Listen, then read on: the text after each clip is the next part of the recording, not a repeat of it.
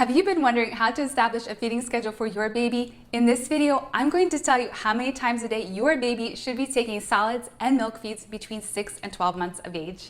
And I'll also give examples of feeding schedules. If this is our first time meeting, I'm Dr. Belousov. I'm a board-certified pediatrician, and I equip parents with knowledge so they can care for their children with confidence. Babies do well with routines, so it's a great idea for you to establish a feeding schedule. Of course, be flexible. Sometimes it takes trial and error to find what works best. And I'm sure you've already noticed that your baby changes so much month to month, so you may need to make adjustments to the feeding schedule as you go along. Let's start off talking about how many times a day your baby should be offered solids.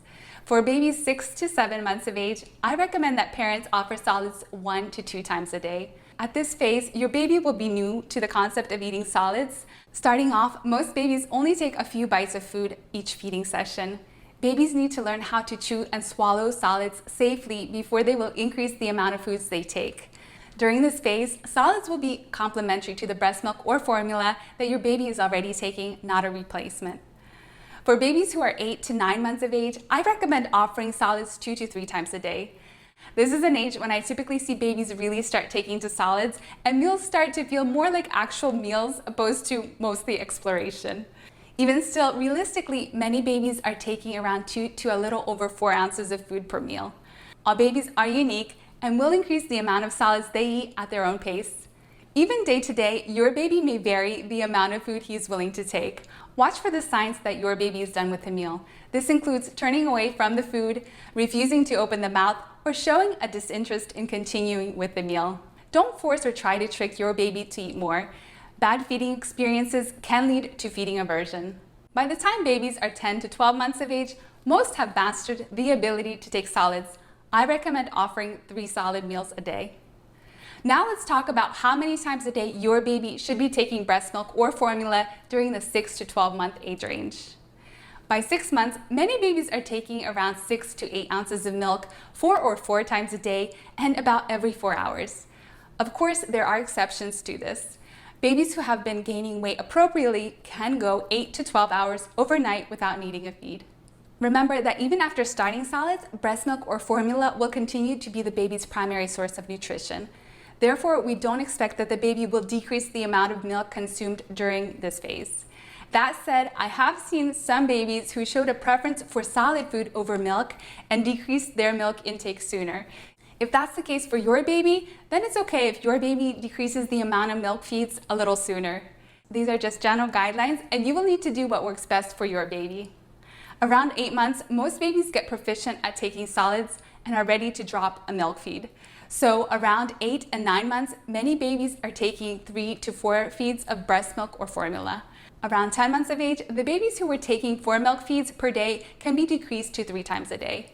By 12 months of age, our goal is to have baby eating 3 solid meals a day as the primary source of nutrition and taking milk 3 times a day as a snack. Now let's talk about when is the best time of the day to be introducing solids. When starting solids, I recommend that parents or caregivers figure out a good time in the morning or afternoon when the baby is in a good mood, not hungry or tired. My concern about introducing new foods in the evening time is if the baby has an allergic reaction to the food, we want to be awake to see it. Starting off, it's best to offer solids about an hour or 2 after a milk feed, so your baby isn't starving. Initially, our focus is to teach babies how to eat solids safely to expose them to new flavors and textures. When a baby is just learning to take solids, I find that if parents wait to give the food until the baby is really hungry, they create an unpleasant feeding experience because the baby is frustrated and not cooperative. We also don't want to do it shortly after a milk feed. In the event that your baby gags, a lot of the milk might come back up. So an example of a feeding schedule for a 6-month-old just starting on solids could look something like this.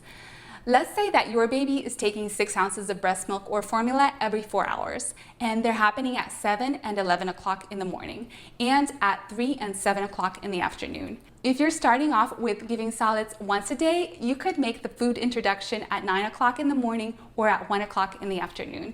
So in this case, they would be 2 hours after a milk feed, and then the next milk feed will be 2 hours after the solids as well. This is just a guide. Of course, you will need to figure out what works best for your baby. Studies show the positive benefits of having family meal times. We want the baby to get to experience being part of the family meals from the beginning. babies learn a lot from observing how others do things. If possible, try to time at least one of your baby's feedings to occur during a family mealtime, even if it's just on the weekends.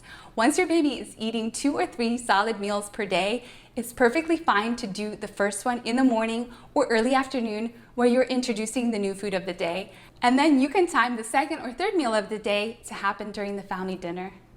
If you're finding this information helpful, hit the thumbs up button. Now let's talk about how to drop a milk feed. It's usually around 8 to 9 months that many babies have mastered the ability to take solids. They are eating more food and are usually ready to drop a milk feed. Since your baby got used to the routine of taking 4 to 5 milk feedings a day, it might be a little rough the first several days of removing the milk feed.